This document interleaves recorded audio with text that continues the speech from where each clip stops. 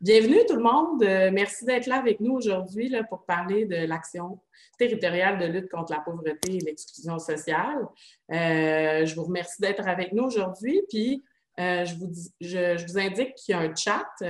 Donc, en bas, dans votre petite fenêtre, vous pouvez aller voir, il y a une petite bulle, là, un petit phylactère. Donc, si vous voulez communiquer avec nous, vous pouvez le faire dans le chat. On va avoir des blocs à des moments où on va justement répondre aux questions, où on va voir avec vous si vous avez des questions particulières. Puis, ma collègue m'a bien informé que si vous faites tout à coup éjecter de la plateforme, inquiétez-vous pas, ça n'arrive pas si souvent, mais vous pouvez revenir seulement en cliquant sur le même lien que vous avez cliqué pour arriver, puis vous allez revenir tout de suite. Donc, puis si vous avez des problèmes techniques, j'ai ma collègue Marc-Claude Labrie, à qui vous pouvez écrire en privé ou vous pouvez écrire à tout le monde, puis elle va regarder ce qui se passe là, dans le chat. Fait que si vous êtes en détresse, elle pourra vous aider. Donc, sans plus tarder, commençons ce webinaire. Donc, je vais vous partager mon écran. Donc, aujourd'hui, c'est ça. Voyons. On vous parle d'action territoriale de lutte contre la pauvreté et l'exclusion sociale parce que la lutte contre la pauvreté et l'exclusion sociale, il y en a de toutes formes, il y en a à toutes les échelles, avec différentes approches, mais celle dont on parle aujourd'hui, c'est une lutte qu'on dit donc ancrée dans les territoires et les collectivités, en ce sens qu'elle prend place proche des communautés et des premiers concernés. Généralement, ça va être de l'action collective, concertée, du partenariat qui va la nourrir.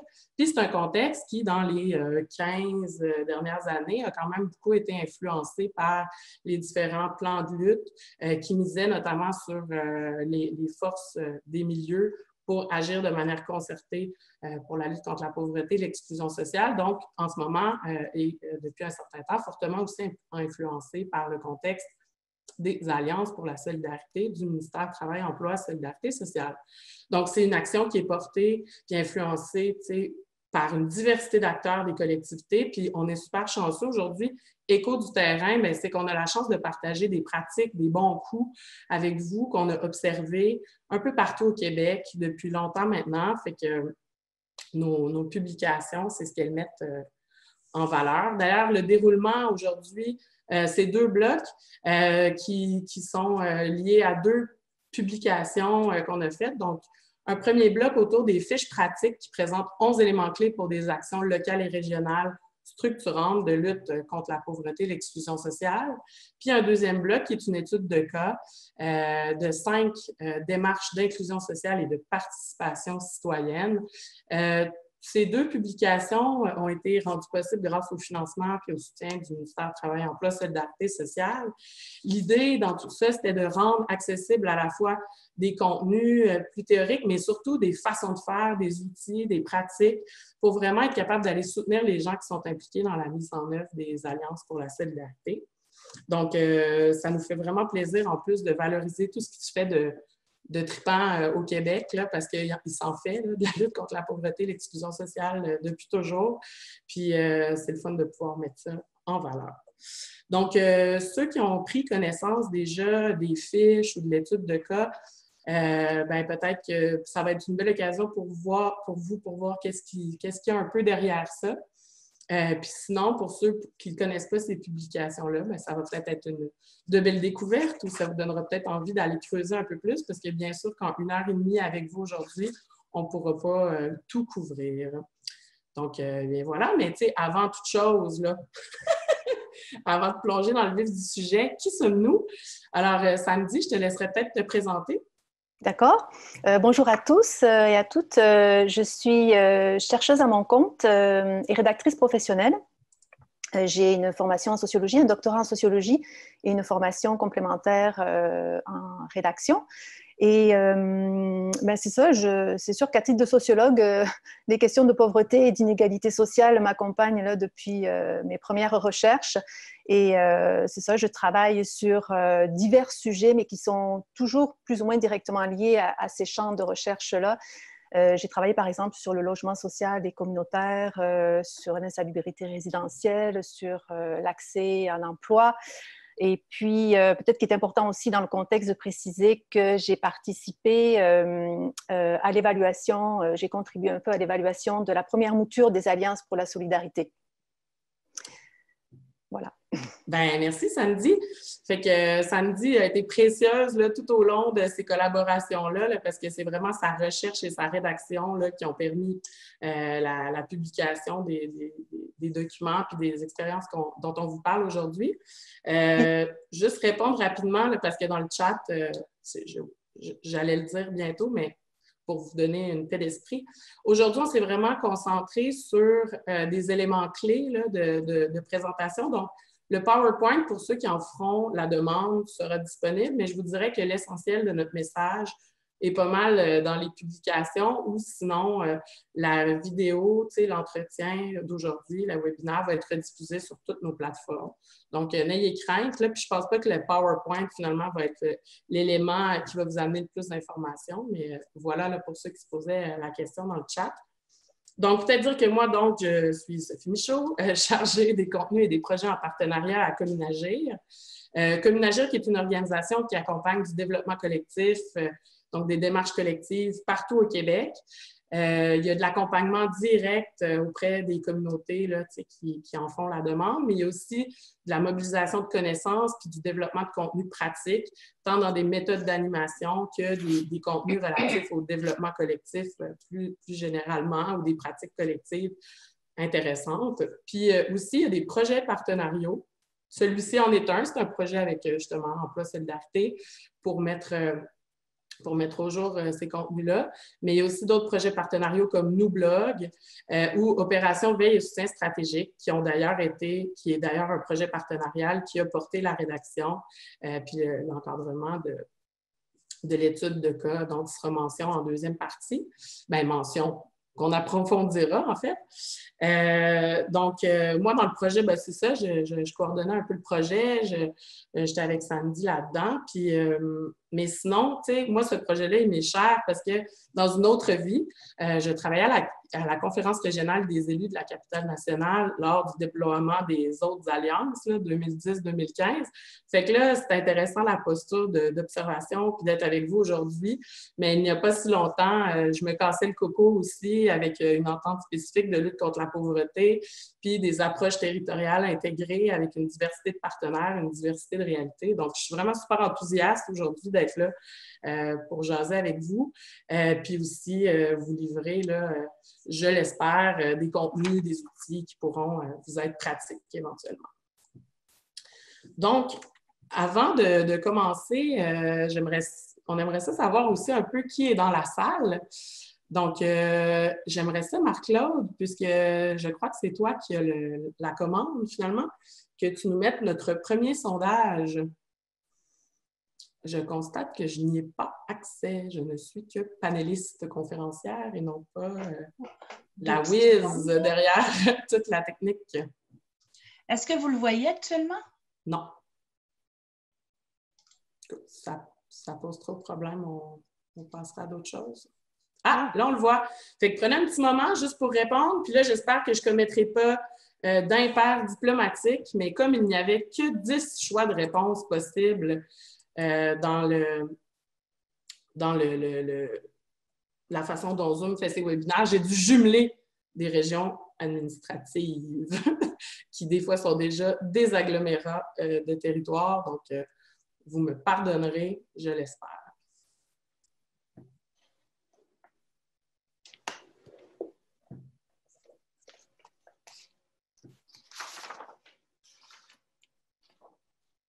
Ah, il y a des gens qui disent qu'ils ne voient pas ou qu'ils n'arrivent pas à enregistrer leurs réponses.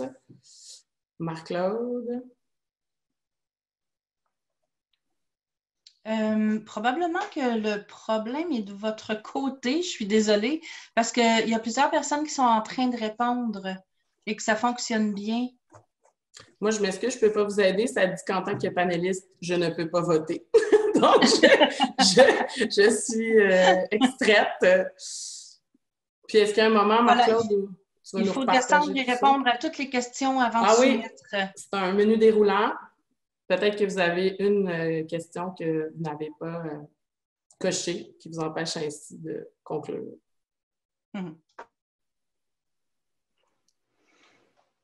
Fait que Marie, à partir d'un certain temps, quand il y a assez de réponses, tu pourras nous partager peut-être les résultats? Oui, tout à fait. On est rendu à la moitié.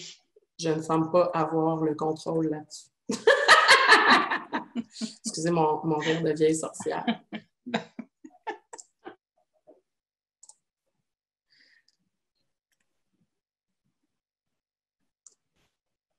Alors, quelqu'un dit ils doivent cliquer sur la réponse et aller jusqu'au bas de leur encadré.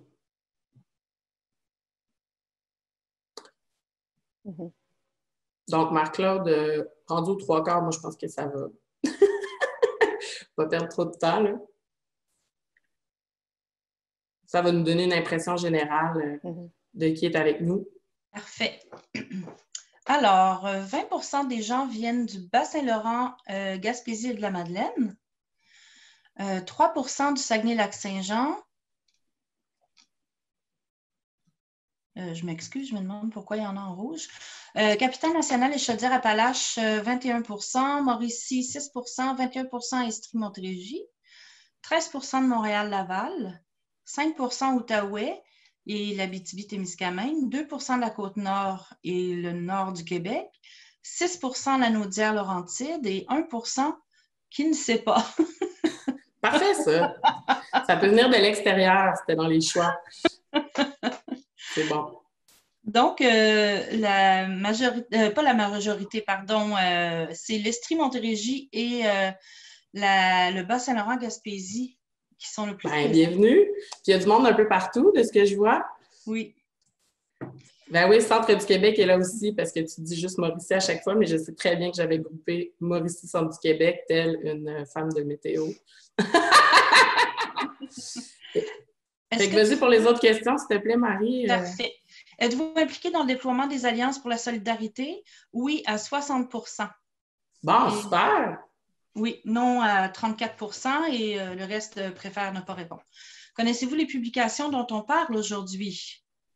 Oui, les fiches pratiques à 17 oui, l'étude de cas à 3 oui, les deux, 20 non à 53 Bon, mais super! Ben oui, 7 préfèrent ne pas répondre. Bon, fait qu'on aura l'occasion, donc, pour certains, de vous faire découvrir ce matériel-là, puis idéalement, peut-être le goût d'aller plonger un peu plus. Puis sinon, pour l'étude de cas, c'est un peu normal, elle vient juste de sortir, donc je trouve ça tout à fait logique que les gens la connaissent un peu moins.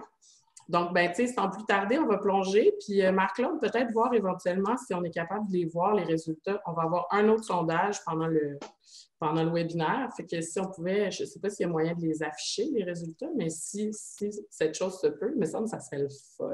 Je vais regarder. Et il y avait une dernière question, Sophie. Oui. Est-ce que... Oui, vas-y.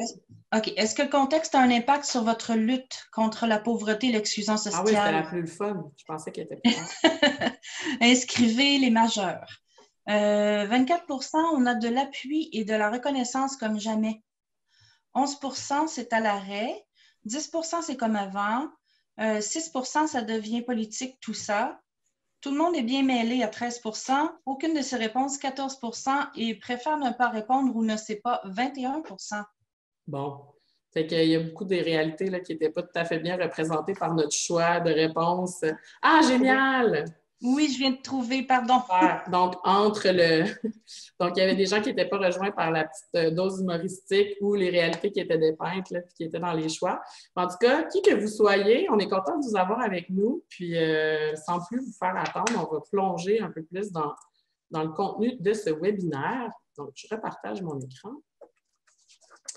Donc, premier bloc, en fait, ce sont les fiches pratiques.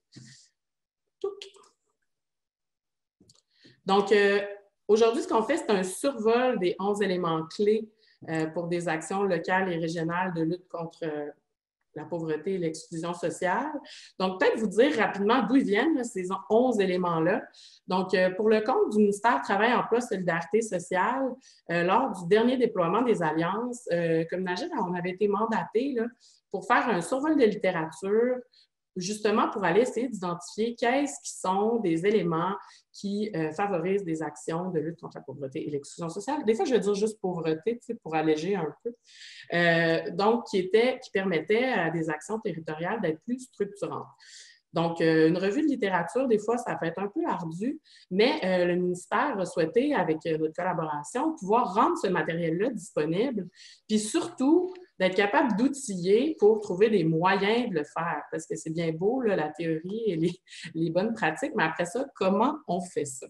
Fait que c'est ça, là, aujourd'hui, qu'on vous partage, mais je vais rester vraiment en surface des 11 éléments parce que sinon, l'heure et demie passerait tellement rapidement. Mais je vous invite, si ça vous intéresse, à nous poser des questions ou à aller consulter les fiches en tant que telles. Puis d'entrée de jeu aussi, vous dire 11 éléments, là, c'est un gros programme. Aujourd'hui, l'objectif, c'est vraiment pas de charger les gens de la vertu. On le sait que c'est pas facile. On le sait que tous ces 11 éléments-là ne peuvent pas être activés à leur pleine puissance en tout temps. Une fois, quand j'avais présenté ces éléments-là, on me disait « Ouais, tu prêches un peu à des convaincus. » Je suis assez certaine que je prêche encore une fois aujourd'hui à des convaincus. Donc, l'idée, c'est pas de vous convaincre d'autant plus, mais c'est surtout de vous aider à trouver des clés là, pour être capable de faire un pas de plus selon les conditions dans lesquelles vous êtes. Est-ce que c'est une nouvelle démarche, une démarche qui est dans un nouveau véhicule d'une nouvelle façon? Est-ce qu'il y a des enjeux ou des éléments qui vous causent un peu plus de soucis? Fait que, ça va être vraiment permettre à des démarches collectives de cheminer, peut-être d'aller convaincre par ailleurs quelqu'un qui n'était pas convaincu, essayer des nouvelles pratiques, se mettre en lien avec d'autres expériences au Québec qui vivent à peu près la même chose. Fait que c'est la bien modeste intention. Fait que, comme je vous dis aujourd'hui, je survole globalement les éléments. Puis, ils sont approfondis de manière plus particulière donc, dans chacune des fiches là, que vous pouvez trouver sur le site de Communaget, dans lequel, pour chaque élément, on met des outils pratiques, des illustrations concrètes de démarches au Québec, des références de base, des choses à savoir ou des références assez costaudes qui peuvent vous aider, puis des suggestions pour aller plus loin dans votre réflexion. Alors, ouais, toujours. Alors, là, je vais m'emballer. Là, je vais vous parler des 11 éléments assez rapidement. D'ailleurs, je vais juste regarder les questions après la présentation, parce que je ne suis pas capable de faire les deux, dans un webinaire en général et dans le format actuel où je ne vois que la présentation PowerPoint et mon propre visage.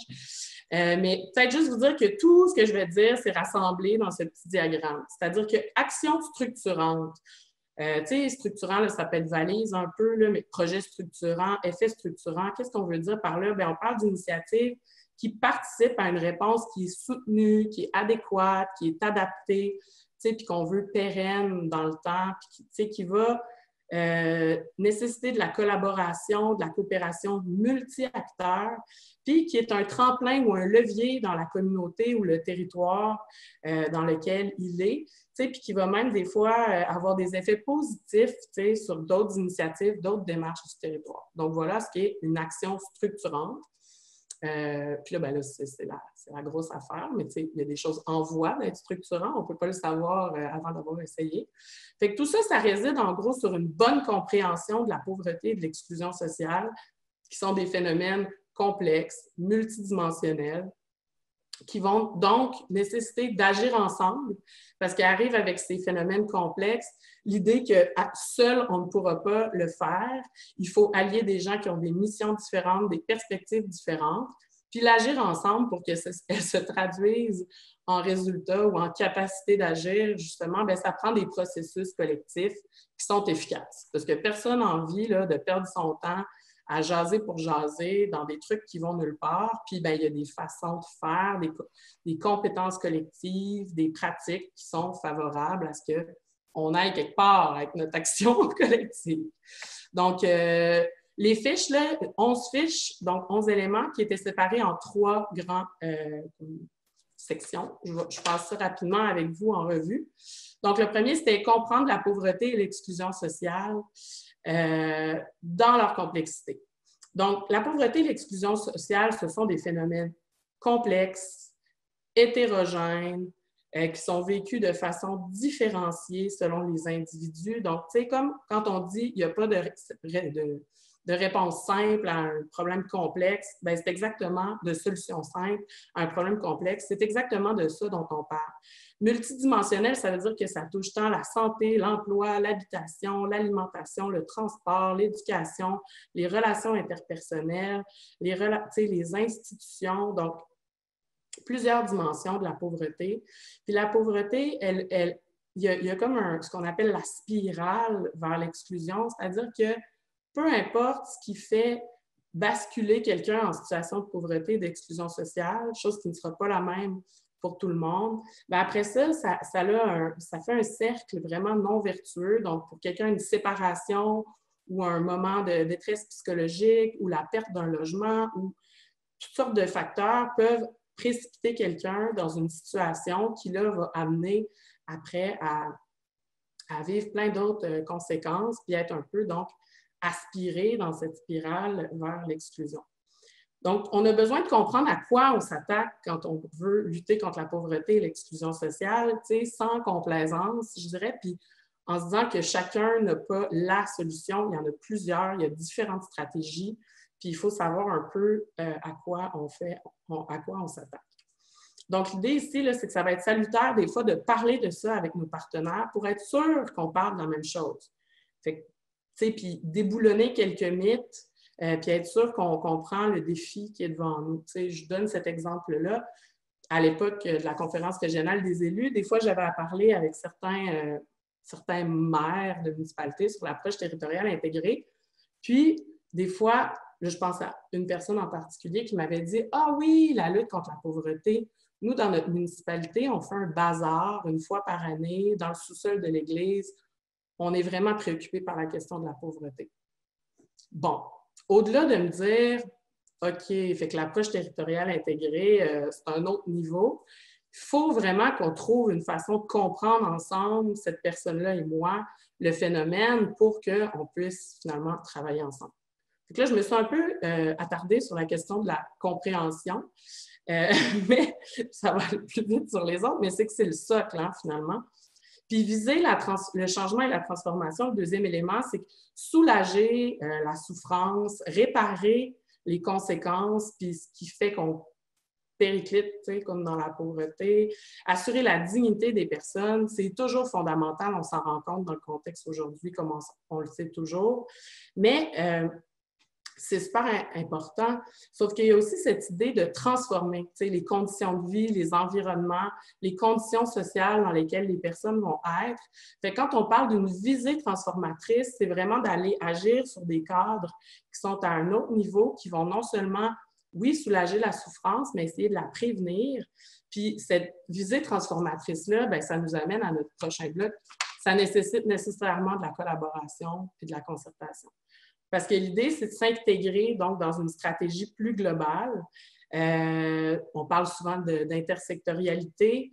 Donc oui, effectivement, l'idée, c'est de mieux intégrer, et là, pas tout intégrer, parce que je vous le dis tout de suite, vous allez trouver le temps long, mais mieux intégrer une diversité de parties prenantes. On parle d'institutions publiques, d'organismes communautaires, de citoyens et citoyennes, de fondations philanthropiques, d'entreprises, justement d'élus. À différents paliers, il y a les municipalités, puis à l'intérieur desquelles, des fois, il y a même des quartiers, il y a les MRC, il y a les régions, il y a le Québec, le Canada, le monde, dans différents secteurs, pour ne prendre que ceux du développement durable, mais social, économique, environnemental, culturel, dans différents champs de l'action à la public communautaire ou autre, santé, logement, sécurité, emploi, immigration, conditions féminines, Alouette. Donc, l'idée ici, c'est que d'essayer de s'intégrer dans une stratégie globale, c'est qu'on va essayer de faire des effets multipliés des gens qui travaillent sur toutes ces stratégies-là de manière plus particulière. La question de la continuité, ben, c'est qu'on a une fâcheuse tendance, des fois, à toujours recommencer à zéro, j'aurais le goût de dire des fois même à -2, mais souvent, il y a une nouvelle opportunité, pouf, une nouvelle structure. Bon, ça ne veut pas dire qu'il ne faut jamais le faire, ça ne veut pas dire que s'inscrire dans la continuité, c'est devenir des gardiens infinis du statu quo, puis de toujours faire les choses de la même manière, mais ça veut juste dire de se nourrir de ce qui existe déjà. Il y a des gens qui partagent une expérience, une connaissance. Puis des fois, si on ne travaille pas avec ou si on ne vient pas s'insérer en cohérence ou en complémentarité, bien, on va se ramasser avec des problèmes, puis on va se ramasser à gérer des malentendus, puis on ne capitalisera pas sur toute cette belle richesse-là qui a été développée dans le passé, tu sais, de gens qui voulaient, eux aussi, lutter contre la pauvreté et l'exclusion sociale sur leur territoire ou dans leur communauté. Peut-être que pour ça, pour vous, là, tout ça, c'est des évidences, là, puis si c'est le cas, tant mieux. Mais là, c'est ça. Après ça, vous me direz, mais comment on fait? Là, c'est ça aujourd'hui que je ne peux pas rentrer tout à fait dans le sujet, mais c'est ça que les fiches là, ont essayé de mettre en lumière. Donc, toujours dans collaborer, se concerter, avoir des espaces de concertation et de décision collective. Bien, ça, tu sais, c'est notre pain et notre beurre, j'aurais le goût de dire, à Communagir, là, d'outiller les gens pour entretenir des démarches collectives saines, fiables, qui ont un objectif puis qui réussissent à y aller le mieux possible. Donc, c'est ce qui va venir, ces espaces-là, structurer les relations entre des partenaires qui sont pas les mêmes, qui n'ont pas les mêmes rôles, pas les mêmes missions. C'est la question de se donner des moyens pour partager de l'information pertinente, l'analyser ensemble, se définir des objectifs communs, dégager des stratégies pour les atteindre, choisir des actions qui sont appropriées, évaluer, suivre le progrès, s'ajuster en cours de route. Donc ça, c'est des choses que les organisations et les personnes savent faire, mais ça prend d'autres types de savoirs, des fois, ou des adaptations pour être capable de le faire en collectif.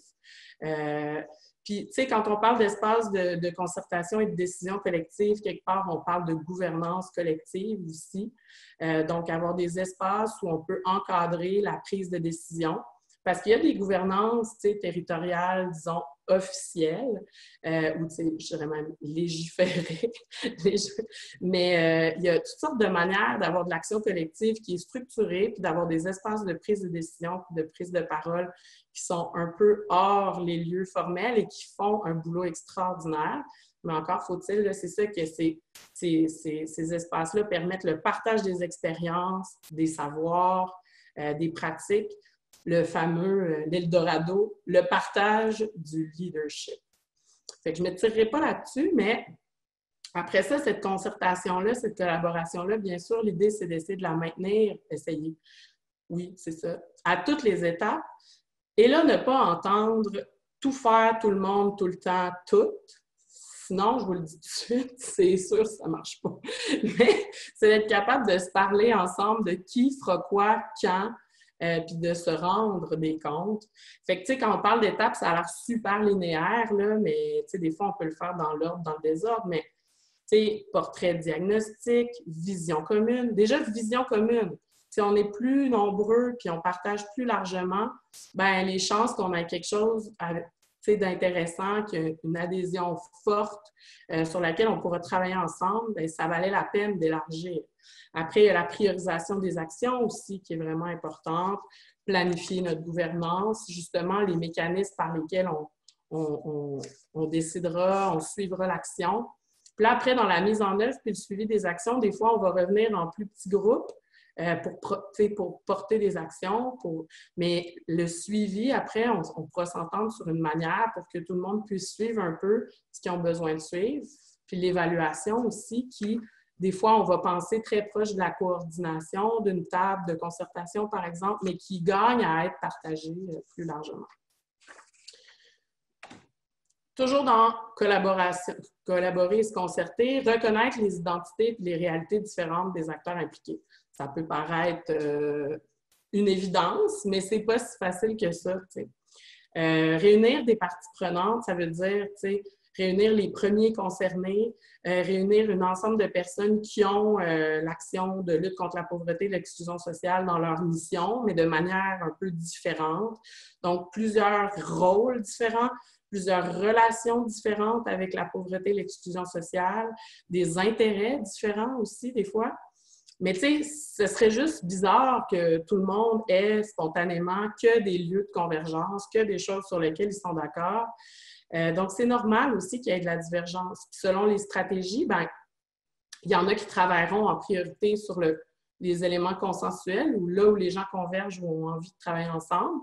Puis d'autres feront ça tout en essayant d'éclaircir par de la confiance puis par des relations soutenues, des espaces sur lesquels ils sont moins d'accord sur comment on devrait faire, qu'est-ce qui est prioritaire, puis qui vont élucider au fil du temps des divergences pour accroître un peu le rayon de l'action collective, ou qui vont se dire, ben on le fera pas collectivement, mais j'apprécie que toi tu fasses ceci par ailleurs, tu sais, puis de reconnaître la valeur de ça.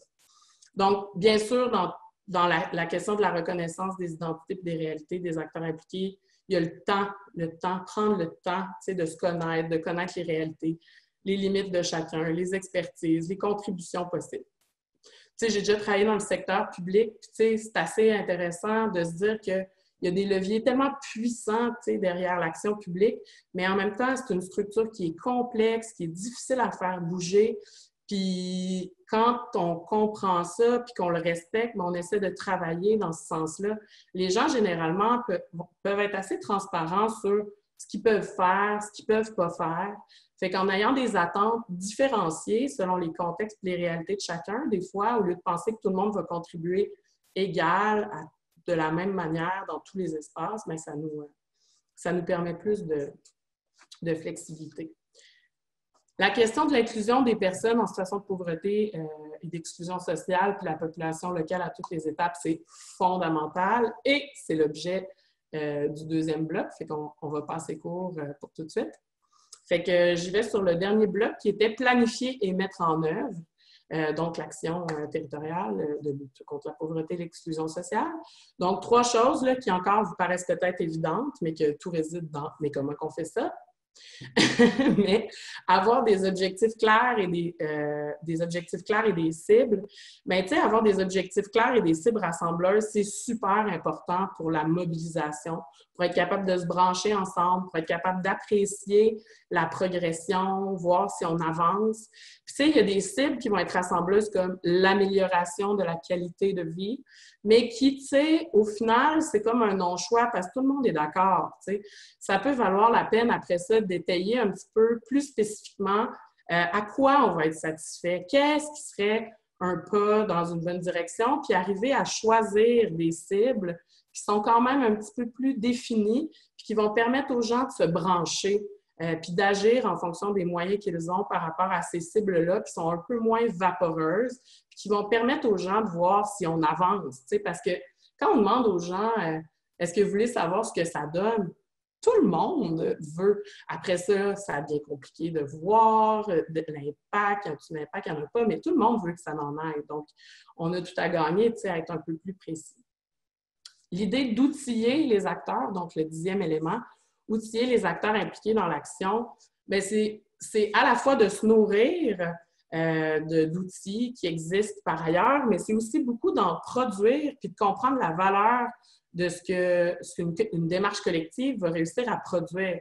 Tu sais, les portraits, les techniques d'animation, les évaluations qui vont être réalisées, la forme qu'on a choisie pour faire notre plan d'action puis notre suivi, c'est autant d'outils qui restent dans la communauté, puis aussi même qui vont des fois se passer, tu sais, une table de lutte contre la pauvreté, l'exclusion sociale.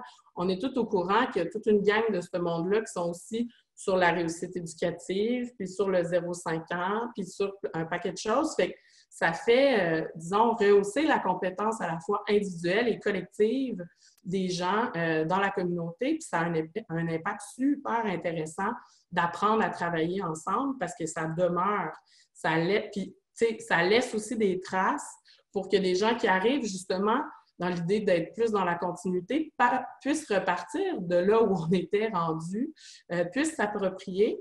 Puis pour des gens comme Sandy et moi, bien, ça nous permet d'aller voir qu'est-ce qui se passe un peu partout, puis de le repartager à d'autres. Donc, c'est à la fois super intéressant pour les gens dans leur territoire même, mais aussi pour diffuser des pratiques intéressantes un peu partout au Québec, qui permettent des mariages. Finalement, la pérennité, cet autre Eldorado, après le leadership partagé, bien, tu sais, Je m'en souviens, là, tu sais, quand on faisait justement à la conférence régionale des élus, puis on disait comment allez-vous pérenniser votre action? Puis là, tu sais, tu sais, il y a un riche mécène qui va émerger, ou bien ça va être tellement pertinent que c'est sûr qu'il va y avoir des fonds, tu sais. Puis je me disais, mon Dieu, mais pourquoi on demande ça au monde? Tu sais, c'est super tough, la pérennité, là. Tu sais, on va se le dire. Sauf qu'au final, c'est sûr que le financement, c'est fondamental, mais c'est pas tout, tu sais, de la pérennité. Fait que c'est sûr qu'on ne l'occulte pas, il faudrait qu'il y ait des fonds, tu sais, continu, c'est clair. Sauf que ce que je réalise, c'est que les gens qui vont réussir à déterminer quoi pérenniser, est-ce que c'est les effets, les relations de confiance, justement les outils qu'on a bâtis, la compétence collective qu'on a ensemble?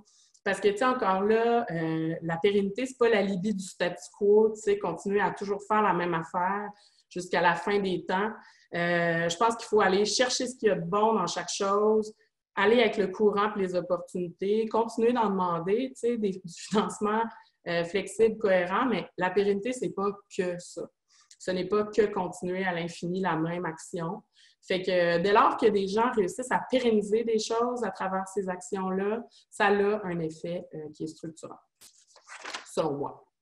Fait que voilà là, pour mon petit bout sur les fiches. Merci. Je vais cesser de partager. Et là, maintenant, Sandy, tu peux revenir.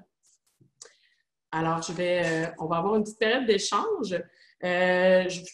J'ai une première question pour Sandy, puis ensuite, je vais aller voir un peu dans le chat quelles étaient les vôtres. Puis, on va se prendre un petit moment pour discuter ensemble.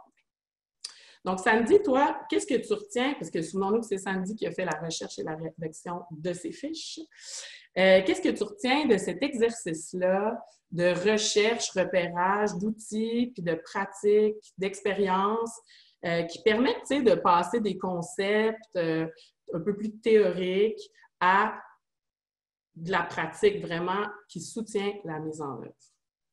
Ben écoute, la première chose que je retiens, c'est que finalement, ça avait du sens. Tu me diras, heureusement, Youf, le mandat avait du sens. C'est ça, comme tu l'as dit, moi, je n'ai pas participé au survol de littérature et donc j'avais la mission de trouver sur le web des contenus pratiques qui illustrent toutes ces notions-là. Alors, ça a fonctionné. Même si des fois, il a fallu chercher un peu, on a vu que toutes ces notions-là, finalement, c'est ça, elles pouvaient être s'illustrer dans la pratique sur le terrain aussi. Par contre, j'ai une fiche sous les yeux, là. Je me suis rendu compte que les outils ne sont pas tous sur le même plan. On a vu en discutant ensemble par rapport à ce qu'on repérait qu'on pouvait distinguer différentes sortes de repères finalement. Et c'est pour ça qu'on est abouti en fait à une structuration des fiches, comme tu le disais, où on a distingué des outils pratiques, mais puis aussi ce qui avait de l'ordre de l'illustration, plus des expériences inspirantes qu'on pouvait repérer. Oui, parce que des fois, ça fait du bien de savoir qu'on l'a fait ailleurs. Puis quand on le fait ailleurs, clairement, c'est jamais parfait, mais ça déstresse. Puis, ça permet de se dire, OK, tu sais, on ne gagnera pas toutes les batailles, mais certainement, certains ont mis de l'accent quelque part, puis ça a produit quelque chose, puis ils peuvent en parler de manière transparente. Puis donc, on essayait aussi de repérer des outils, disons, plus théoriques, là, qui faisaient office de référence pour essayer de mieux comprendre chacune des notions. Parce qu'en fait, chaque fiche, pour ceux qui ne les ont pas regardé, chaque fiche a un propos quand même bien distinct les unes des autres et aborde des notions précises, par exemple la collaboration, la concertation, etc. Et donc, par exemple, quand on parle d'outils pratiques, eh bien, les outils, on les choisissait pour que, en fait, ils apportent un soutien à l'action par rapport à ces notions-là qui étaient abordées dans la fiche. Alors, c'est ça. Et ce que j'aimerais préciser aussi, c'est que, tu vois, les outils, ça a été quand même assez facile de repérer des outils. Par exemple, des fiches, des tableaux synthèses, des guides d'animation, des guides de bonnes pratiques. Finalement, il y en a pas mal de repères comme ça qui disent aux gens comment faire, tu sais. Fait que ça, on est quand même bien outillés au Québec pour ça, je trouve. ça a été un peu plus difficile de repérer ces illustrations concrètes de ce qui se passe sur le terrain. Oui, malheureusement, c'est pas toujours possible. Tu sais, même s'il y a des choses extraordinaires qui se passent partout au Québec, il n'y a pas toujours une trace ou une trace suffisante pour qu'on puisse juger de ce qui se passe vraiment là-bas pour que ça puisse outiller quelqu'un d'autre. Oui, et puis je voudrais vraiment dire aux gens qui nous écoutent, là, à nos lecteurs et futurs lecteurs, que cette rubrique des illustrations, elle est importante, mais elle ne reflète pas nécessairement, tu sais, ce qui se passe comme richesse d'initiative là, sur le terrain. Une limite qu'on avait, c'est que la recherche, on la faisait par le web. Donc, il faut que ça soit des expériences qui ont été documentées, qui ensuite, cette documentation, tu sais, elle était faite sous une forme partageable.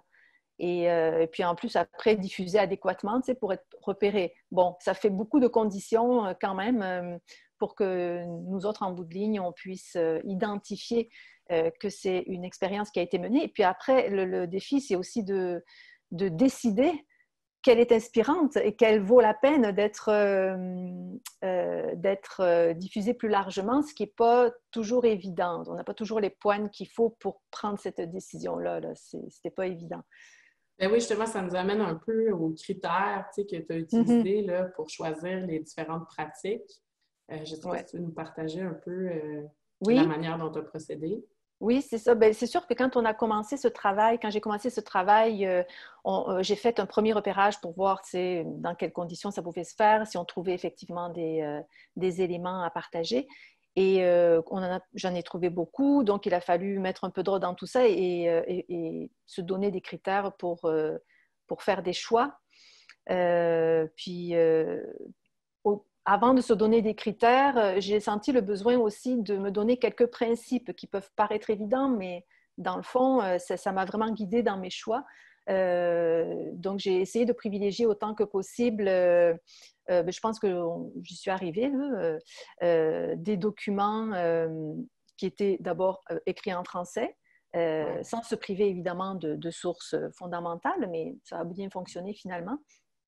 Et aussi, le critère de la gratuité était important parce qu'il y a des outils, des trousses payantes. Bon, je me suis demandé est-ce que c'est correct de diffuser des outils payants. C'est correct aussi qu'on fasse payer des outils, hein, mais comme on avait le choix, j'ai privilégié la gratuité. Et également, j'ai essayé de ne pas faire de publicité pour un produit ou un service particulier. C'est un enjeu qui qui s'est assez rapidement posé. Ouais. Donc, c'est ça. J'ai essayé de suivre ces principes-là dans la recherche et dans le choix de publiciser un outil plutôt qu'un autre. Et sinon, oui, on s'est donné des critères précis. D'abord, la pertinence, évidemment, par rapport au sujet que traitait chacune des fiches. Ensuite, il y avait l'actualité, c'est toujours un critère de mise. Oui, il y avait des choses. Malheureusement, des fois, on dit les mêmes choses depuis nombre d'années. Mais on a pris des références plus jeunes.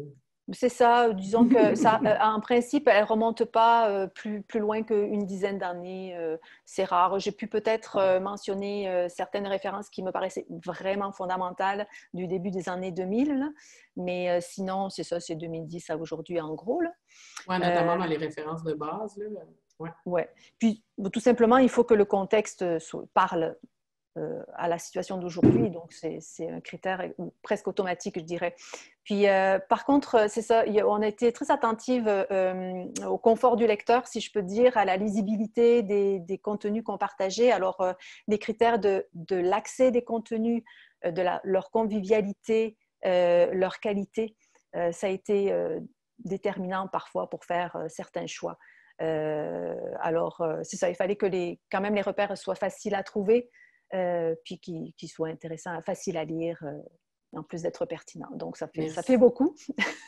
Là, je vous rappelle, si vous voulez poser des questions dans le chat, soyez les bienvenus. On a encore quelques petites minutes sur le sujet donc des fiches, mais plus largement du contenu qui était inclus. Puis quelqu'un vient de demander pourquoi on avait choisi une collecte uniquement sur le web.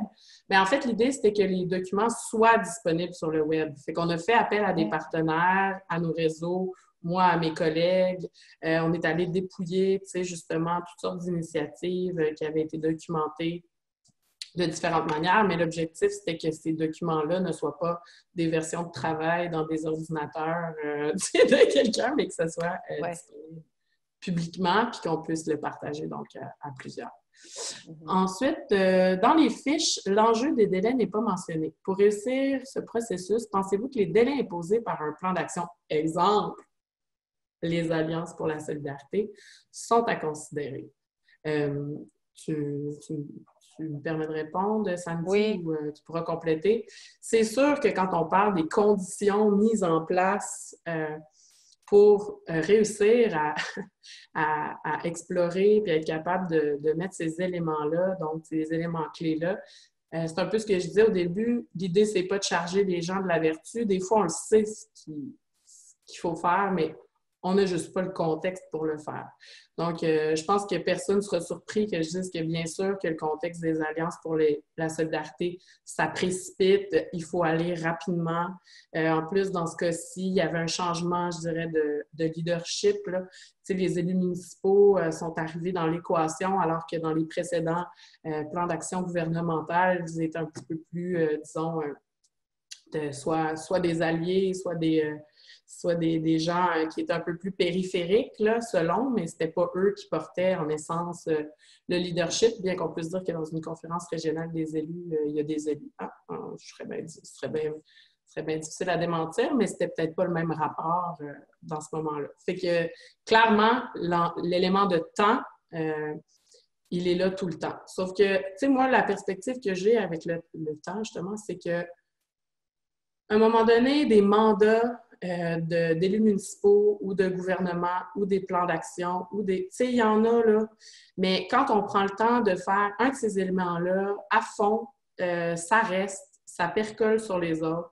Fait que, tu sais, des fois, c'est pas de se faire le programme au complet, mais de faire une chose à pleine capacité, puis ça sera le plan suivant qui en bénéficiera ou celui-ci, mais il y a quelque chose dans le développement d'une collectivité ou d'un territoire qui se dit qu'on a du temps finalement pour absorber un paquet de choses, puis des relations de confiance entre des partenaires qui, oui, il y en a qui changent, mais il y en a qui restent longtemps. Fait que, tu sais, la perspective de temps, c'est ça. Philosophiquement, là, j'essaie de l'étirer un petit peu. Sandy, pendant que je regarde les autres questions, puis pour pas qu'on prenne trop de retard, je voulais juste te demander, toi, dans les 11 éléments, t'allais-tu me poser une autre question? Bien, c'est-à-dire que, oui, je voulais juste préciser que la question du temps, elle apparaît vraiment comme une contrainte très, très forte pour ce qui est de la participation citoyenne. Quand on cherche à faire de la participation citoyenne, alors peut-être qu'on va en reparler tantôt. Ouais, et sinon, je voulais quand même rappeler qu'un des critères sur lesquels on s'est basé également était la diversité des outils pour essayer en fait d'aller puiser à différentes sources et puis aussi d'essayer le plus possible. On n'a peut-être pas complètement réussi, mais essayer le plus possible de représenter différents territoires et différents outils dans toutes les régions du Québec. C'est important de représenter aussi de l'urbanité, du rural, du périurbain, une diversité de régions, mais une diversité de réalités et de contextes dans lesquels ces démarches-là se sont déroulées. Et ce que je voulais quand même indiquer, c'est que malgré ces critères qu'on s'est donnés, on a essayé de faire ça avec rigueur, mais il reste que les choix qui ont été faits sont aussi, ils ont aussi une part de subjectivité. Moi, j'y suis aussi allée avec mon propre bagage professionnel, relationnel. Oui, puis le mien, puis celui de Communagir, effectivement, puis nos partenaires de longue date, je dirais. Ben justement, tu sais, l'élément de temps, c'est transversal, mais je pense que je voulais voir s'il n'y avait pas, toi, dans les 11 éléments, quelque chose aussi que tu trouves qui est fondamental. Comme tu dis, il y en a plusieurs, mais il y en a un qui me semble vraiment omniprésent, quelle que soit l'étape de la démarche et quel que soit le type de démarche. Il est très évident, en fait, c'est la clarté. Il est évident, mais en même temps pas facile à faire. Parce qu'évidemment, on le trouve pour ce qui est de définir des objectifs clairs, tu le disais, des cibles précises, mais la clarté, c'est un enjeu également en amont pour définir la contribution que l'on veut apporter à la lutte contre la pauvreté. Ça, c'était par exemple le propos de la fiche, la deuxième fiche. Puis on va le trouver à différents moments. Quand il s'agit de définir les espaces de concertation, il faut préciser les rôles, les responsabilités de chacun. Là aussi, si on n'est pas clair, on sait que la collaboration ne va peut-être pas couler aussi bien qu'on voudrait. Puis pour tout ce qui est communication, dans le fond, puis tu l'as indiqué également, la mobilisation. Et quand on parle aussi de mobiliser des citoyens, si on n'a pas des objectifs clairs, des intentions claires, ça fonctionnera moins bien. Donc, ça m'apparaît vraiment un élément transversal. Oui, bien, tout à fait. Puis ça revient souvent dans ce qu'on voit ou ce qu'on constate aussi. Puis là, je vais passer en rafale quelques questions dans le chat en y répondant, mais pour qu'on puisse aller vers le deuxième bloc. Mais donc, on a demandé si on pouvait avoir accès aux fiches. J'ai clairement oublié de le dire, mais je vais partager tous les liens des publications à la fin là, du webinaire, mais ça se trouve à être sur le site de Communagir, puis aussi sur le site de l'opération Veille et soutien stratégique dans l'enjeu de transformation, lutte contre la pauvreté. Sur le site de Communagir, c'est dans nos contenus et aussi dans nos productions. Mais je vous partage les liens à la fin.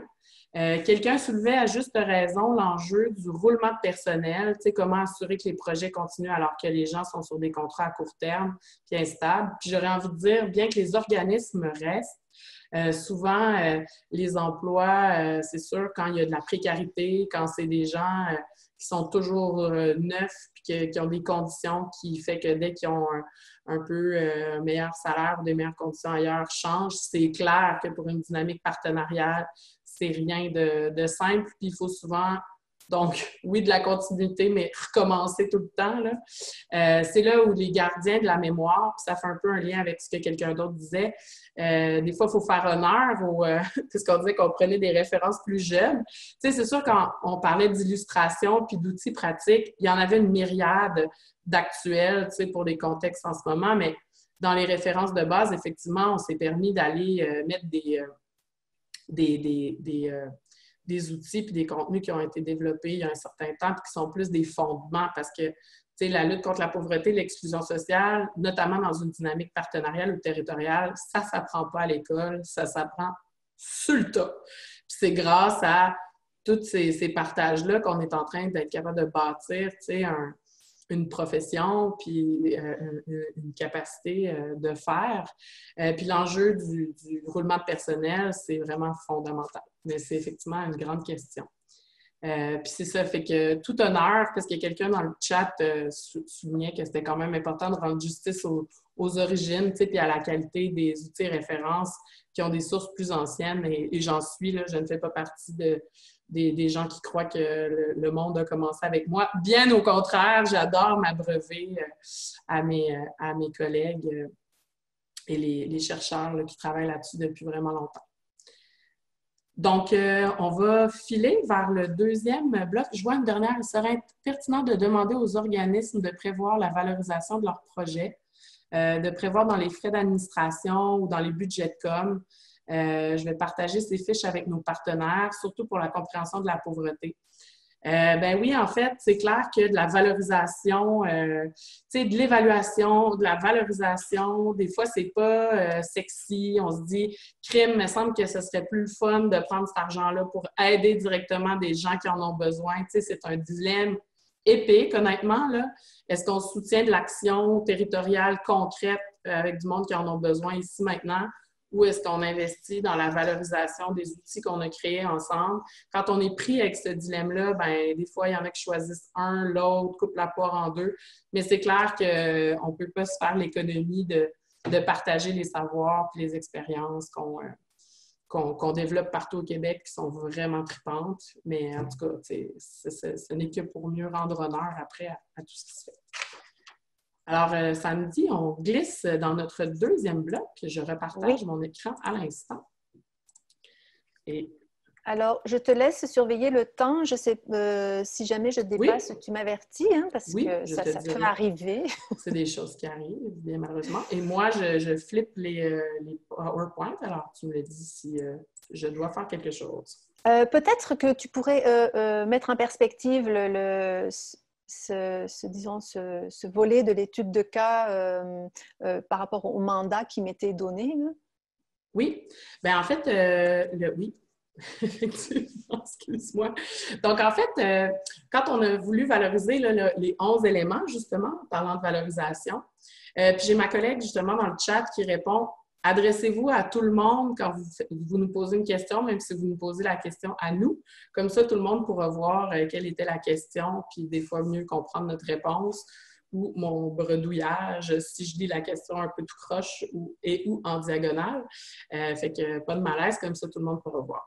Donc, le contexte, oui, de l'étude de cas, c'est que sur les 11 fiches, il y avait la question de l'inclusion des personnes de la participation puis de l'inclusion des personnes en situation de pauvreté et d'exclusion sociale qui nous apparaissait comme quelque chose de fondamental puis qui méritait qu'on aille documenter un peu plus puis aller voir ce qui se passe pour être capable de sortir des pratiques qui sont intéressantes. Parce que c'est fondamental pour les gens qui font de la lutte, mais aussi, il y a un accent spécifique qui a été mis là-dessus par le ministère du Travail, Emploi et Solidarité sociale. Donc, il y avait un intérêt partagé à aller creuser cette question-là de manière plus particulière. Puis, l'opération Veille et soutien stratégique, qui est un projet partenarial coordonné par ma collègue Myriam, bien justement, rassemble différents partenaires nationaux. Donc, c'était une bonne façon d'aller repérer des pratiques intéressantes puis de croiser là, des perspectives avantageuses. Donc, l'opération Veille et soutien stratégique, pour ceux qui ne connaissent pas, vous pourrez aller voir le site web, mais l'idée, c'est de suivre des enjeux de transformation, comme en ce moment, les effets de la COVID, mais aussi des fois documenter des pratiques, justement, qui sont porteuses, qui sont intéressantes. Donc, samedi, voilà. Merci. Que c'est fait. Alors, donc, j'avais le mandat de réaliser cet approfondissement, la collecte de données pour renseigner un peu plus la mise en place de pratiques de participation citoyenne dans des démarches de lutte contre la pauvreté. Juste un mot sur la méthodologie, en fait. Donc, ça s'est exclusivement fait à distance, bien qu'on n'était pas encore confinés. Ça a commencé en décembre, cette démarche, jusqu'en avril. Et donc, j'ai fait là aussi une recherche documentaire et puis j'ai contacté différentes personnes que j'avais pu identifier et ça a abouti à la sélection de 5 démarches. Je pourrais vous dire aussi que je n'en avais pas identifié des tonnes non plus. Je pense une quinzaine avaient été repérées et puis les circonstances ont fait, puis quelques critères ont fait qu'on s'est arrêté à ces 5 démarches-là. Ce que je voudrais préciser, c'est que c'est un projet qui s'est finalisé dans des circonstances un peu particulières puisque j'étais amenée à travailler sur la participation citoyenne alors qu'on était en train de tous se confiner, se barricader chez soi. J'y ai vu un peu une contradiction, une certaine perte de sens, mais finalement, j'ai trouvé un second souffle en fait en réalisant que c'était même plus que jamais nécessaire là, d'approfondir ce sujet, de faire en sorte que ça fonctionne. Donc, j'arrête sur cette note un peu personnelle. Donc, c'est ça, on avait l'objectif tout simple d'approfondir ces pratiques. Et aujourd'hui, je vais mettre l'accent, en fait, vous verrez après, sur seulement un des aspects, parce qu'il y a beaucoup, c'est quand même un document d'une quarantaine de pages, je crois, qui contient beaucoup d'informations que je vais survoler rapidement. Je mettrai l'accent juste sur les pratiques ou les stratégies mises en place dans différents territoires du Québec, parce que c'était le cœur du sujet, en fait. Alors, avant de faire ça, juste un petit mot quand même sur la question de la notion de participation citoyenne. Dans le fond, de quoi on parle? Et ce n'est pas évident toujours de s'y retrouver. C'est quand même un terme très large. On entend plusieurs choses, implication citoyenne, participation sociale, publique, bénévolat, c'est quoi la différence, consultation publique, bon, c'est pas forcément évident de s'y retrouver. On y voit déjà un peu plus clair, il me semble, si on réalise qu'il y a plusieurs formes de participation. Là, je vous ai indiqué 2 sources. La plupart des sources, d'ailleurs, on peut retrouver les liens dans la fiche 8 sur la participation citoyenne. Donc, on distingue généralement participation politique, participation sociale, participation publique. Et la représentation circulaire que vous avez sous les yeux à droite mêle en fait 2 dimensions. Elle essaye de représenter à la fois les formes de participation et des degrés d'engagement. Sur la diapositive suivante, c'est un peu plus clair parce que c'est pas évident. On voit que quand on parle de participation citoyenne, il y a aussi différents degrés d'engagement et d'influence que les participants peuvent avoir. Là, l'INM nous propose sa propre échelle à partir de... On a tous à peu près les mêmes références de base hein, pour aboutir à ces représentations-là. Alors, quand on parle de différents degrés d'engagement, on essaye de... C'est souvent représenté par une gradation, une échelle qui va de l'engagement le plus faible à l'engagement le plus élevé. Donc là, en l'occurrence, sur l'exemple que fournit l'Institut du Nouveau Monde, on part d'une participation où les gens s'informent simplement à une participation où ils contribuent activement à la démarche ou à la définition, à la construction de la démarche. Alors, c'est sûr que dans la vie, c'est peut-être pas aussi tranché que ça, mais ça a au moins l'intérêt là, de montrer que selon le niveau d'engagement, en fait, il va y avoir des attentes et des responsabilités différentes. Alors nous, ce qu'on a retenu pour parler de participation citoyenne, c'est donc l'idée qu'il s'agit d'un engagement pour l'intérêt commun. Donc c'est une définition très large, en gardant quand même en arrière-fond l'idée que cet engagement, il peut être très variable du fait d'aller s'informer ou d'être consulté jusqu'à participer à la prise de décision et à co-construire les démarches. Donc le spectre reste large et donc il y a quand même une zone de flou encore là-dedans. La participation sociale, elle, va désigner plus spécifiquement l'implication bénévole dans une association ou un comité de quartier ou un mouvement social. Alors, l'étude de cas, elle porte sur la participation citoyenne en général et aussi la participation sociale. Elle n'aborde pas les questions de participation publique ou électorale. Alors, quand même, une question qu'on peut se poser, c'est par rapport aux personnes en situation de pauvreté, est-ce que ça a quelque chose de particulier? Par rapport à ce que j'ai pu lire, pas vraiment concernant les principes. On parle de la même chose, quelles que soient les personnes concernées, dans le fond. Sauf que pour les personnes en situation de pauvreté et d'exclusion sociale, c'est sûr que la participation sociale et citoyenne va être encore plus déterminante, hein, puisqu'on sait que c'est un facteur d'inclusion sociale. Puis bon, on verra que certaines pratiques vont être un peu plus adaptées, mais en gros, ça s'applique à tous. Alors, entrons dans l'étude de cas proprement dite, qu'on va vraiment survoler, et je vous invite à aller lire dans le détail. On a fait un effort de présentation pour que ça soit facile à lire et que vous puissiez aussi picorer, passer d'un cas à l'autre sans forcément suivre une lecture linéaire. Alors là, vous avez les 5 démarches qui ont fait l'objet de l'étude de cas. On les a choisis avec l'accord des personnes qui ont accepté de participer. On les a choisis pour des raisons différentes. Et l'idée générale, en fait, c'était de représenter une diversité d'approches et une diversité de paliers d'intervention. vous remarquerez qu'il y a un niveau régional dans certaines démarches, d'autres c'est au niveau de la MRC, d'autres c'est au niveau même d'un quartier. Donc ça, c'était un enjeu. Et puis, il y a aussi des démarches, c'est toutes des démarches de lutte contre la pauvreté, par exemple, ça c'était la condition, mais des démarches différentes. Donc, certaines, il y a le cas 2 et le cas 3 qui étaient dans le cadre de l'Alliance pour la solidarité. Et par contre, les deux dernières démarches, plus dans le cadre d'une démarche intégrée, bien qu'elles soient très différentes l'une de l'autre. Alors, brièvement, vous dire que l'approche avec, c'est sûr que c'est un peu différent, c'est un niveau un peu différent des autres cas. C'est une approche.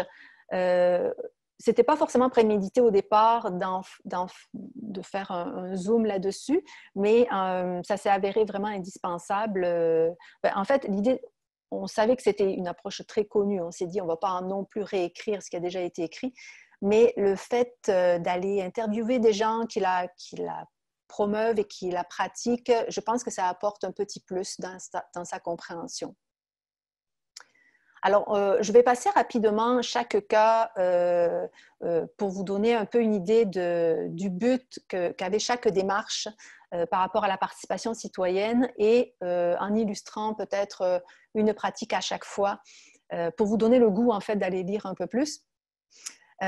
Concernant l'approche avec et les pratiques qu'elle promeut, il faut se rappeler que l'idée de cette approche, c'est de favoriser donc la participation des personnes à la résolution des problèmes qui les concernent. Et c'est pour ça qu'elle met en avant une série de pratiques qui permettent de pas seulement consulter les personnes en situation de pauvreté, mais carrément de penser, de décider et d'agir avec ces personnes, et ça donc tout au long de la démarche. Alors, quand on en prend conscience de l'approche, on s'aperçoit que c'est quand même exigeant. Et puis, j'ai vu des gens présents là, ici qui vont sûrement abonder dans ce sens-là.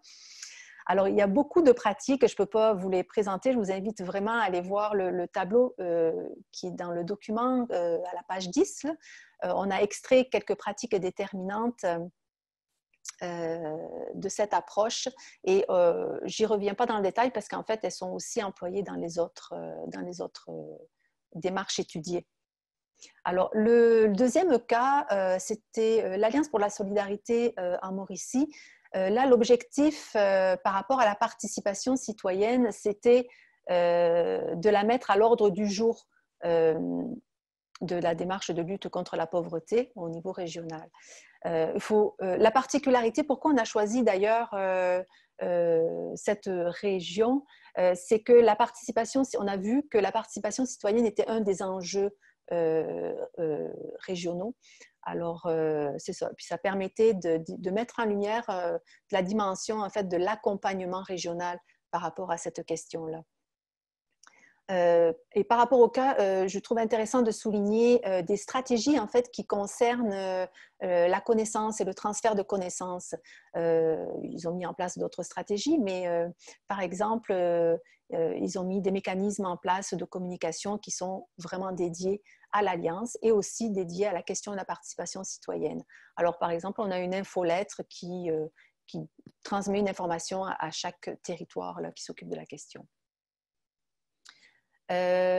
Concernant le deuxième cas, donc c'était la promotion de la participation citoyenne et la mise en place de pratiques de participation citoyenne dans la MRC de Rimouski-Neigette dans le cadre de l'Alliance pour la solidarité. La particularité ici, on avait le privilège de pouvoir renseigner ces pratiques sur un long terme, sur près de 10 ans en fait, parce que bon, la MRC Rimouski-Neigette est quand même célèbre, connue pour ses pratiques de participation citoyenne et qu'elle a mis en œuvre dès la première mouture de l'Alliance. Et là, on s'est dit, ah tiens, ça pourrait être intéressant de voir l'évolution et de voir ce qui a fonctionné, pas fonctionné, parce que les autres avaient le privilège d'avoir du recul. Je suis contente de savoir qu'aujourd'hui, on a 20% de personnes du Bas-Saint-Laurent, donc c'est peut-être des personnes qui vont réagir dans le chat. Donc, l'objectif ici, c'est quand même un objectif aussi ambitieux là, de placer la participation citoyenne au cœur là, de la lutte contre la pauvreté, l'exclusion sociale, et ce, pas seulement à l'étape de la consultation pour savoir quels sont les besoins, etc., mais à toutes les étapes jusqu'à la décision. Donc, ils pourront témoigner que c'est exigeant. Et là, ça me permet de mettre l'accent un peu plus sur des stratégies de soutien à la participation, parce que c'est peut-être des territoires où ça a été le plus poussé. Les acteurs là, de la démarche ont été jusqu'à mettre une ressource humaine attitrée à la question, créer un comité appelé comité avec, dédié vraiment à la mobilisation citoyenne des personnes en situation de pauvreté. C'est ça.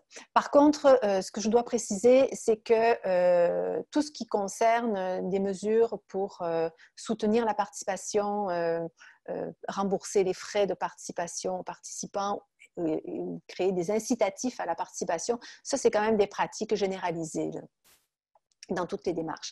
Alors, on va passer, le quatrième cas, donc c'est vraiment une démarche très différente des autres projets pilotes de budget participatif à Drummondville, qui s'est fait dans le cadre d'une RUI, donc dans un quartier dévitalisé et qui fait face à une grande défavorisation sociale. Là, je trouve intéressant de pointer sur des stratégies de recrutement. Et toutes les démarches le font. Je pense que ça ne serait pas possible sans. Elles s'appuient vraiment sur les organismes communautaires, les organismes du milieu pour recruter des personnes en situation de pauvreté défavorisée. Ça semble, ce lien de confiance-là qui est établi avec les organismes du milieu et les personnes est essentiel pour mobiliser les gens. Dans le cas ici que vous avez du projet pilote, c'est beaucoup les organismes comme Maison de Jeunesse ou OMH et autres organismes communautaires qui ont pu faire ce lien.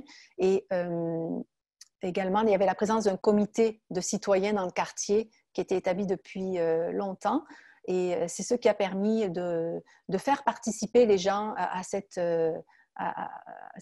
initiative de budget participatif. Le dernier cas de l'étude de cas, c'est une démarche différente des autres, qui est une démarche de recherche-action, qui là a consisté à faire à intégrer les jeunes à la démarche de recherche. Ils ont par exemple, évidemment, ils étaient les sujets de la recherche, mais ils étaient aussi partie prenante de l'analyse, par exemple, et de la diffusion des résultats. Et là, une stratégie qui est assez novatrice, disons originale, qui a été mise en œuvre, c'est le recours au théâtre d'intervention. Donc, les jeunes ont monté une pièce de théâtre. Ils étaient accompagnés pour le faire, mais ils ont monté une pièce de théâtre pour diffuser les résultats. Ils ont présenté ça auprès d'élus, auprès de partenaires. Et je voulais souligner ce procédé original, mais en fait, toutes les démarches vraiment s'appuient sur des stratégies d'animation créative et dynamique pour intéresser, pour favoriser la participation et pour maintenir la participation et l'intérêt des personnes. Alors, pour terminer, je vous ai juste indiqué quelques citations coup de cœur, en fait, qui sont ressorties des témoignages que j'ai recueillis. Ici, ce sont des témoignages, des personnes, des citoyens, en fait, qui témoignent de leur rapport aux démarches de lutte contre la pauvreté. Je vous laisse les lire rapidement. Ici, ce sont... sur l'autre diapositive, ce sont des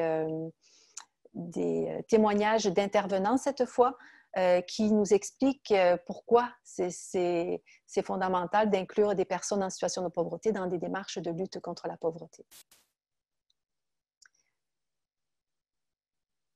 Et en fait, je vous renvoie tout simplement à la fiche 8 que je vous invite à lire ou à relire et puis à utiliser aussi parce qu'il y a beaucoup d'outils qu'on a référés et des références aussi de base si on veut comprendre un peu mieux à quoi on a affaire là, en parlant de participation citoyenne. Bien, merci, Sandy. Donc, peut-être juste refléter un peu des discussions dans le chat. Ben, il y a la discussion sur les pratiques puis l'apprentissage qui s'est poursuivi un peu. Des gens parlaient, tu sais, par rapport au fait d'apprendre sur le tas, de mentorat, de communauté de pratique. On a évoqué une initiative que je trouve qui a l'air cute, qui s'appelle Vieux loup, petite sagesse. Donc, on ne reparlera pas de l'apprentissage de notre métier, mais clairement, là, il y a de l'appétit. Puis c'est super intéressant. Sinon, Sandy, parce que je suis convaincue que c'était pas ce que tu voulais oui, je le impliquer. Oui, c'est ça, mais clairement, la question de la participation des personnes en situation de pauvreté et d'exclusion sociale, tu nous dis, c'est les mêmes choses qui vont permettre la participation des citoyens en général et la leur, mais clairement, c'est pas la même chose. Fait que, je sais pas si tu veux prendre le moment de nuancer. C'est pas la même chose. Les principes de base qu'on s'interroge sur le fond, mais sont les mêmes. Et puis même, ça sert à la participation citoyenne du public en général de s'interroger un peu plus précisément sur la participation citoyenne des personnes en situation de pauvreté. C'est sûr que dans les pratiques, là, il y a beaucoup d'adaptations qu'il faut faire, mais c'est comme c'est des principes poussés encore plus loin. Quand on parle, par exemple, d'avoir un langage clair, vulgarisé, c'est sûr qu'on ne peut pas faire de la participation citoyenne auprès de personnes en situation de pauvreté sans ça. Est-ce qu'on peut en faire auprès du grand public? Oui, mais bon, c'est pas non plus une bonne idée, quoi. Puis ça soulève aussi un autre commentaire de quelqu'un qui disait que des fois, c'est pas facile de mobiliser des personnes en situation de pauvreté et d'exclusion sociale pour pas qu'ils se sentent comme étiquetés, là, tu sais. Fait que cette question-là aussi d'un véhicule plus large puis d'une participation plus large tout en ciblant aussi, tu sais, de ne pas se contenter de tous les citoyens, mais de ne pas non plus étiqueter les personnes en situation de pauvreté et d'exclusion sociale de manière particulière. Je ne sais pas si tu as quelque chose à nous partager là-dessus. Mais par contre, c'est vrai que je voulais revenir sur la question d'avant. C'est vrai que sur les pratiques vont être légèrement différentes. Je repense par exemple à ce lien de confiance qu'il faut établir avec les personnes en situation de pauvreté pour les amener à participer. C'est sûr que ça, c'est particulier. Dans les pratiques, il y a beaucoup d'ajustements à faire. Oui, c'est ça. Puis la pratique va peut-être nécessiter plus d'intensité, puis une intention, tu sais, comme forte, là. Oui. Parce que ça ne va pas être, disons, les premières personnes à répondre, surtout s'ils ont des expériences plates, tu sais, avec des milieux institutionnels ou d'autres types d'approches, tu sais, où ils ne se sentaient pas compris ou qu'il n'y avait pas d'espace. Tu sais, on peut même avoir à vivre avec des expériences plates qui ont été vécues par le passé, là. Absolument. Et puis, on s'aperçoit que ce qui fonctionne, les citoyens qu'on arrive à faire participer concrètement à des comités qui prennent des décisions, qui analysent des dossiers, par exemple, des choses comme ça, ça se fait sur le long terme. Souvent, ils ont déjà participé à des démarches précédentes, puis petit à petit, leurs compétences se développent et leur intérêt, ça arrive à fonctionner. Là, des fois, on arrive avec l'autre problème qui est d'avoir des genres de citoyens experts. Puis là, c'est de ne pas se contenter d'avoir un peu toujours les mêmes visages, mais de continuer à aller aussi chercher des nouveaux citoyens, des nouvelles personnes pour justement brasser des idées. Puis quelqu'un mentionnait aussi la difficulté d'aller chercher de la diversité, tu sais, à travers ça, là. Fait que je ne sais pas si, puis tu sais, si la réponse c'est non, il n'y a pas de souci, là, mais est-ce qu'il y avait une démarche qui réussissait peut-être à aller chercher plus de diversité dans sa participation? Là, on parle notamment ici que, tu sais, là, c'était tous des blancs, pour le dire ainsi, là. Bien, ce qui me vient à l'esprit, c'est que c'est sûr que ça, c'est l'objectif de chaque démarche. Par exemple, pour le projet pilote de budget participatif dans le cadre de la revitalisation du quartier, c'était l'objectif d'avoir une diversité. mais ça a été très difficile à avoir. Ils ont eu de la misère à pouvoir mobiliser des jeunes et des familles, malgré le fait qu'ils se soient déplacés dans les milieux de vie, comme dans les maisons de jeunes ou même dans les HLM, dans les OMH. Par contre, je pense que dans le Bas-Saint-Laurent, ils pourraient en témoigner, là, dans la MRC Rimouski-Neigette, je pense qu'ils ont obtenu une belle diversité de participants qui provenaient d'horizons divers. Puis, ce qu'on dit aussi, c'est que ça dépend des quartiers, finalement. Là, je fais juste le mettre en lumière. Quelqu'un nous disait, moi, ça dépend, je suis dans un quartier où c'est finalement difficile d'avoir des gens qui sont là depuis longtemps. Fait que j'imagine que des fois, à chacun son défi. Puis, quelqu'un d'autre, Joanne Côté mentionnait qu'il ne faut pas oublier, tu sais, que 50% de la population, tu sais, est analphabète fonctionnel, puis que la communication, des fois, là, il faut qu'elle prenne des chemins différents pour être capable vraiment d'être comprise Vraiment. Par un plus grand nombre de personnes. Puis, quelqu'un d'autre mentionne aussi qu'il y a les obligations familiales, le temps, la mobilité, fait que c'est autant d'enjeux qui nécessitent des stratégies, je dirais, délibérées, puis se donner le temps de voir si ça fonctionne, puis les multiplier. Tu sais, je pense que c'est ça qu'on observe, là. Samedi, dans tes cas, c'est plusieurs stratégies mises en place pendant une bonne période de temps qui ont fini par donner quelque chose, là. Mm-hmm. Oui? Non? Peut-être? Non, je te... Oui, mais je n'avais pas compris que c'était une question. Oui, c'est une blague. C'est bon. Écoutez, il nous reste plus beaucoup de temps. On avait un autre petit sondage pour vous, là, juste pour voir justement qui fait de la participation citoyenne. Fait qu'on va se permettre ce petit moment-là, puis après, il nous restera un petit 5 minutes pour conclure.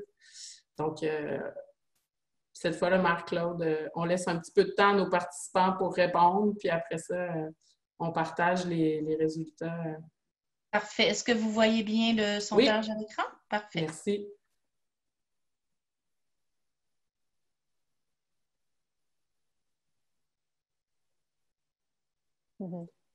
J'en profite pour dire aussi aux gens d'aller lire le chat, là. On nous demande...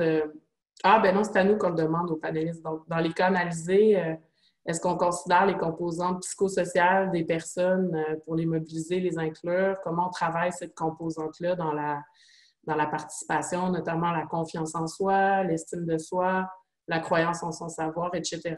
Fait que samedi, je crois que dans les cas que tu as mis en lumière, il y a effectivement des éléments de réponse. Oui, c'est beaucoup dans l'accompagnement et dans la patience. Oui. Et dans le lien de confiance que l'on tisse avec persévérance.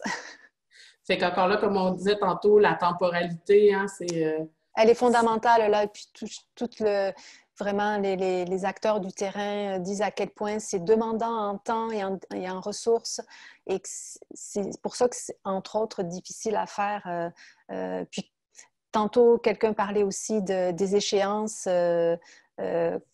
Ça paraît souvent contradictoire, comment à la fois prendre le temps de planifier, d'accompagner la participation citoyenne et de rentrer dans une planification, d'une démarche de lutte contre la pauvreté plus large.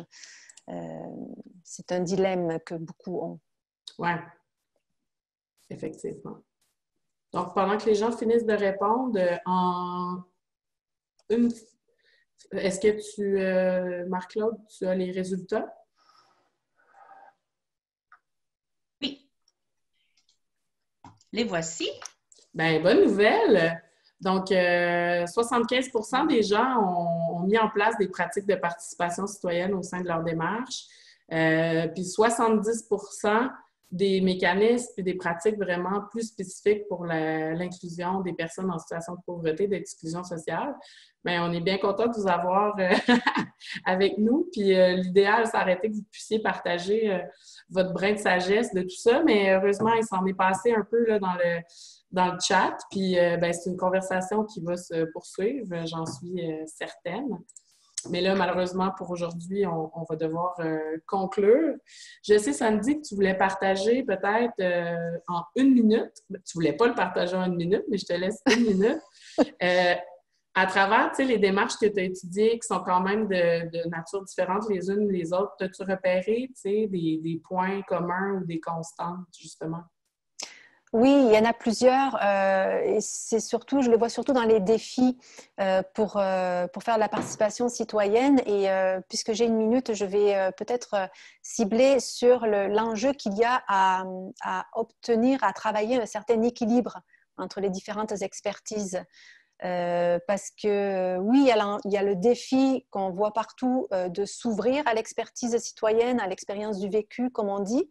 Mais il y a aussi le défi de ne pas verser dans l'excès inverse et de ne pas pour autant balayer, par exemple, la pertinence des données probantes et puis évidemment aussi de tout le savoir des professionnels.